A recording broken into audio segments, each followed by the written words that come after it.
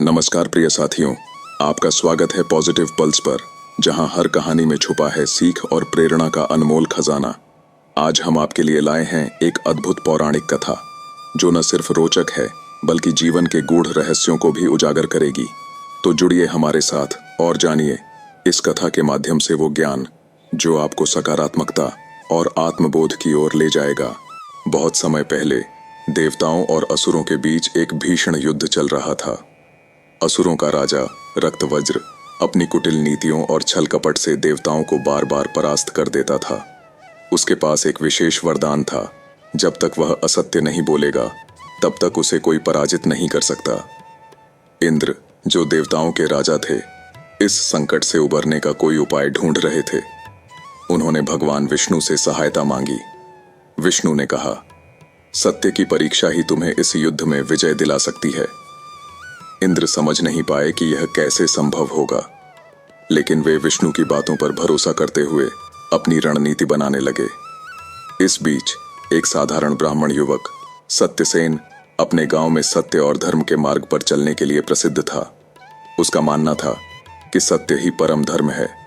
जब इंद्र को यह जात हुआ कि सत्यसेन सत्य का पुजारी है, तो उन्होंने उससे सहायता मांगी। सत्यसेन पहले तो घबरा गया, लेकिन उसने निश्चय किया कि वह धर्म के लिए जो भी आवश्यक होगा वह करेगा। इंद्र ने सत्यसेन को एक विशेष योजना बताई। उन्हें पता चला कि रक्तवज्र प्रतिदिन एक गुप्त स्थान पर जाकर तपस्या करता है और वहां वह अपने सबसे करीबी अनुचर से ही बात करता है। सत्यसेन ने एक साधारण तपस्वी का रूप धारण किया और रक्तवज्र के पास पहुंचा। वह उसकी भक्ति और तपस्या के गुणगान करने लगा। रक्तवज्र ने प्रसन्न होकर कहा, मुझसे जो चाहो वरदान मांग लो। सत्यसेन ने कहा, मुझे केवल एक प्रश्न का उत्तर चाहिए। रक्तवज्र हंस पड़ा, पूछो। मैं असत्य नहीं बोल सकता। सत्यसेन ने प्रश्न किया, तुम्हारी शक्ति का स्रोत क्या है? रक्तवज्र ने उत्तर दिया, जब तक मैं असत्य नहीं बोलूंगा कोई मुझे पराजित नहीं कर सकता। सत्यसेन को इंद्र की योजना का स्मरण हुआ। उसने एक और प्रश्न पूछा, क्या तुम स्वयं को अमर मानते हो? रक्तवज्र ने गर्व से उत्तर दिया, हाँ, मैं अमर हूं। बस यही वह क्षण था जब रक्तवज्र ने पहली बार असत्य बोला था। सत्यसेन ने तुरंत इंद्र को संकेत दिया। इंद्र ने अपनी पूरी शक्ति से रक्तवज्र पर आक्रमण किया और इस बार रक्तवज्र पराजित हो गया। युद्ध समाप्त होने के बाद इंद्र ने सत्यसेन को सम्मानित किया और कहा, तुम्हारी सत्यनिष्ठा ने देवताओं को विजय दिलाई है। भगवान विष्णु प्रकट हुए और बोले, सत्य की शक्ति सबसे बड़ी है। यह केवल शब्दों तक सीमित नहीं बल्कि कर्मों में भी होना चाहिए। सत्य का प्रकाश ही वास्तविक शक्ति है। सत्यसेन को आशीर्वाद मिला और वह एक महान आर्य के रूप में प्रसिद्ध हुआ। रक्तवज्र के अंत के बाद देवताओं को तो विजय प्राप्त हो गई, लेकिन सत्यसेन के मन में कई प्रश्न उठने लगे। उसने सोचा, क्या मैंने छल किया?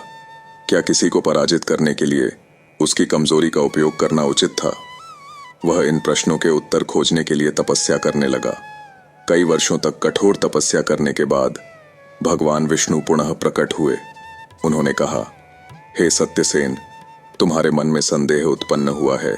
यह तुम्हारी उच्च सत्यनिष्ठा का प्रतीक है, किंतु स्मरण रहे, युद्ध में नीति आवश्यक होती है और तुमने केवल सत्य का ही सहारा लिया था, छल का नहीं। सत्यसेन को कुछ शांति मिली, लेकिन उसकी परीक्षा अभी समाप्त नहीं हुई थी। रक्तवज्र के पराजय के बाद उसके अनुचर देवताओं से घृणा करने लगे। वे सोचते थे कि उनका स्वामी एक छल से मारा गया। उनके नेता कालसर्प एक शक्तिशाली असुर थे, जो संकल्प कर चुके थे कि वे देवताओं और विशेष रूप से सत्यसेन से बदला लेंगे।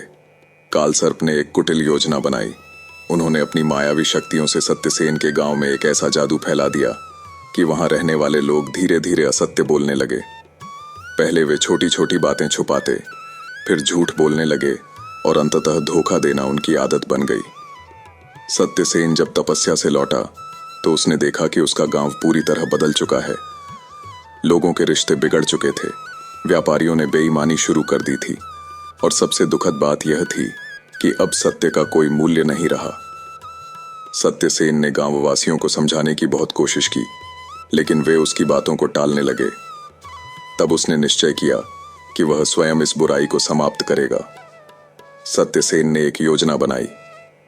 उसने घोषणा की कि जो भी पूर्ण सत्य बोलकर अपने मन की शुद्धता प्रमाणित करेगा, उसे भगवान विष्णु का विशेष आशीर्वाद प्राप्त होगा। गांव के कई लोग आए, लेकिन जैसे ही वे सत्य बोलने का प्रयास करते, वे घबरा जाते, क्योंकि उनके अंदर कहीं न कहीं झूठ की आदत बैठ चुकी थी। अंत में गांव की एक वृद्ध महिला आई।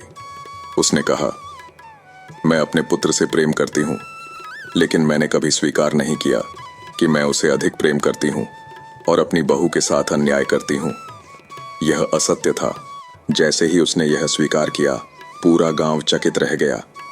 अचानक आकाश से प्रकाश उतरा और भगवान विष्णु प्रकट हुए। उन्होंने कहा, जो अपने असत्य को स्वीकार कर ले, वही सच्चा सत्यवादी होता है। गांव का जादू समाप्त हो गया। लोग फिर से सत्य की ओर लौटने लगे। काल सर्प की माया नष्ट हो गई और वह स्वयं भगवान विष्णु के समक्ष प्रकट हुआ। उसने कहा, मैंने सोचा था कि असत्य से सत्य को हराया जा सकता है, लेकिन अब मैं समझ गया कि सत्य ही वास्तविक शक्ति है। सत्यसेन को भगवान विष्णु का आशीर्वाद प्राप्त हुआ और वे एक महान आर्षि के रूप में विख्यात हो गए। उनके गांव को सत्यपुर के नाम से जाना जाने लगा, जहां कभी कोई झूठ नहीं बोला जाता था। इस घटना के बाद देवता और असुर दोनों समझ गए कि सत्य को हराया नहीं जा सकता। असत्य कुछ समय के लिए प्रभावी हो सकता है, लेकिन अंततः सत्य की ही विजय होती है। सत्यपुर में सब कुछ शांत हो चुका था। लोग अब फिर से सत्यनिष्ठ जीवन जीने लगे थे, लेकिन सत्यसेन के मन में एक नई जिज्ञासा उत्पन्न हुई। उसने सोचा, मैंने अब तक सत्य को केवल एक शक्ति के रूप में देखा है, परंतु क्या संसार में सत्य के अलावा और भी कुछ महत्वपूर्ण है? इस प्रश्न का उत्तर पाने के लिए सत्यसेन ने संकल्प लिया कि वह चारों दिशाओं में यात्रा करेगा और विभिन्न स्थानों पर जाकर यह समझेगा कि सत्य का क्या प्रभाव होता है। अपनी यात्रा के दौरान सत्यसेन एक राज्य पहुंचा, जहां राजा अग्निवर्धन का शासन था। राजा न्यायप्रिय था, लेकिन कठोर था। वह केवल नियमों का पालन करता था और दया को महत्व नहीं देता था। राज्य में एक दिन एक गरीब किसान को चोरी के आरोप में बंदी बना लिया गया। किसान ने राजा से विनती की, मुझे बिना कारण दोषी ठहराया जा रहा है, कृपया मुझे अपनी सफाई देने का अवसर दें। राजा ने कहा, नियम के अनुसार यदि किसी पर चोरी का आरोप लगे तो उसे दंड दिया जाएगा। सत्यसेन ने हस्तक्षेप किया, राजन, सत्य केवल नियमों में नहीं होता, वह करुणा में भी होता है। न्याय और करुणा को एक साथ रखा जाए, तभी वास्तविक सत्य प्रकट होता है। राजा को सत्यसेन की बातों ने झकझोर दिया। उसने पहली बार विचार किया कि केवल कठोर न्याय पर्याप्त नहीं होता। उसने किसान को निष्पक्ष रूप से सुनने का निर्णय लिया और पता चला कि वह निर्दोष था। इस घटना के बाद राजा अग्निवर्धन ने अपने न्याय में करुणा का समावेश किया। सत्यसेन को अब यह समझ में आने लगा कि सत्य केवल कठोर नहीं होता, उसमें दया और संवेदनशीलता भी होनी चाहिए। आगे यात्रा करते हुए सत्यसेन एक अन्य राज्य पहुंचा, जहां के लोग केवल अपने स्वार्थ के बारे में सोचते थे। वहां के व्यापारी, अधिकारी, यहां तक कि आम नागरिक भी केवल अपने लाभ के लिए काम करते थे। सत्यसेन ने देखा कि एक गरीब वृद्ध व्यक्ति सड़क पर गिरा पड़ा था, लेकिन कोई उसकी सहायता करने के लिए आगे नहीं आ रहा था। सत्यसेन ने एक धनी व्यापारी से पूछा, आप इस वृद्ध की सहायता क्यों नहीं करते? व्यापारी ने हंसते हुए कहा, मुझे इससे क्या लाभ होगा? सत्यसेन ने उत्तर दिया, यदि मनुष्य केवल लाभ और हानि के बारे में सोचने लगे तो समाज नष्ट हो जाएगा। सच्चा सत्य वह है जो परोपकार में निहित है। इस घटना के बाद राज्य में बदलाव आने लगा। लोग समझने लगे कि केवल अपने लिए जीना ही सत्य नहीं, बल्कि दूसरों की सहायता करना भी उतना ही महत्वपूर्ण है।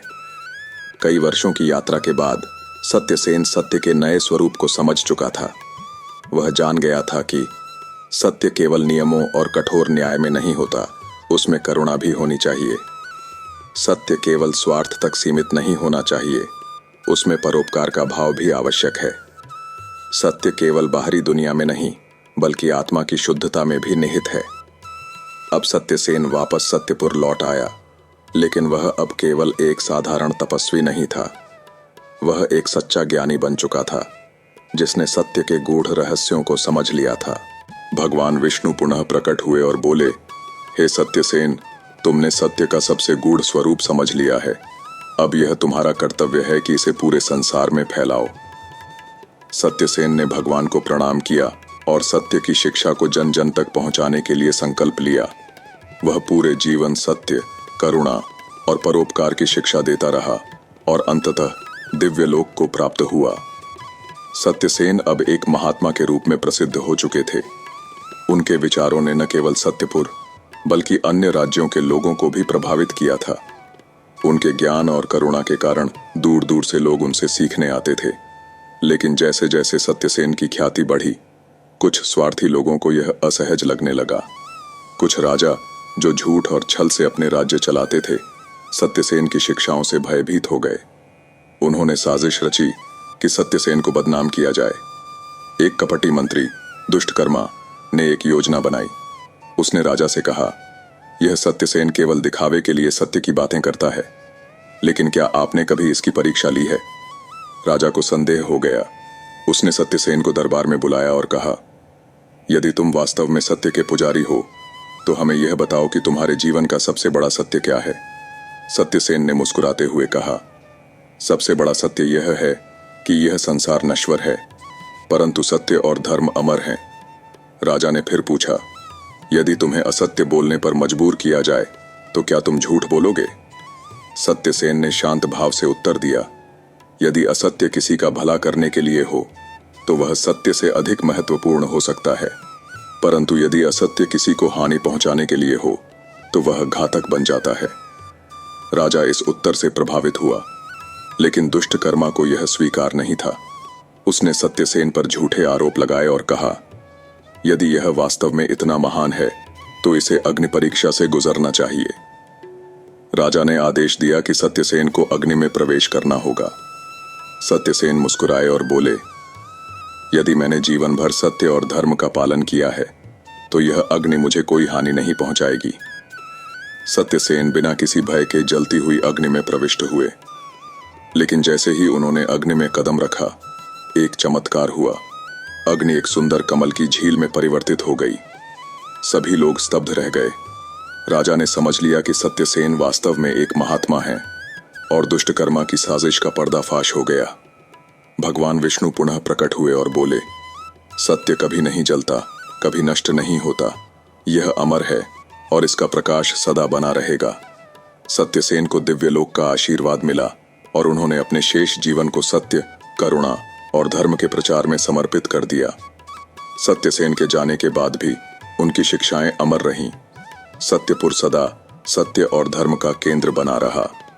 उनकी कहानी युगों युगों तक लोगों को यह सिखाती रही कि सत्य का प्रकाश कभी मंद नहीं पड़ता और सत्य पर चलने वाला व्यक्ति अमर हो जाता है। नैतिक शिक्षा। सत्य की राह कठिन हो सकती है, लेकिन अंततः सत्य की ही विजय होती है। असत्य कितना भी बलवान क्यों न हो, वह सत्य के प्रकाश में सदा बुझ जाता है। पौराणिक कथाएं सिर्फ मनोरंजन के लिए नहीं होती, बल्कि वे जीवन के गहरे सत्य, नैतिक मूल्यों और प्रेरणादायक संदेशों से भरी होती हैं। अगर आपको यह पौराणिक कहानी पसंद आई हो तो हमारे चैनल बूस्ट एनर्जी को लाइक करें, सब्सक्राइब करें और बेल आइकन दबाएं ताकि आपको हमारी हर नई प्रेरणादायक कहानी की सूचना सबसे पहले मिले। हमारा उद्देश्य सिर्फ कहानियां सुनाना नहीं, बल्कि आपको वह ऊर्जा और प्रेरणा देना है जिससे आप अपने जीवन की हर चुनौती को आत्मविश्वास के साथ पार कर सकें। हमारे चैनल पर आपको संघर्ष, त्याग, निष्ठा, प्रेम और साहस से भरी पौराणिक कथाएं मिलेंगी, जो आपको न केवल भारतीय संस्कृति से जोड़ेंगी, बल्कि आपको एक नया दृष्टिकोण भी देंगी। सच्चाई और ईमानदारी की राह कभी आसान नहीं होती, लेकिन अंत में जीत उसी की होती है।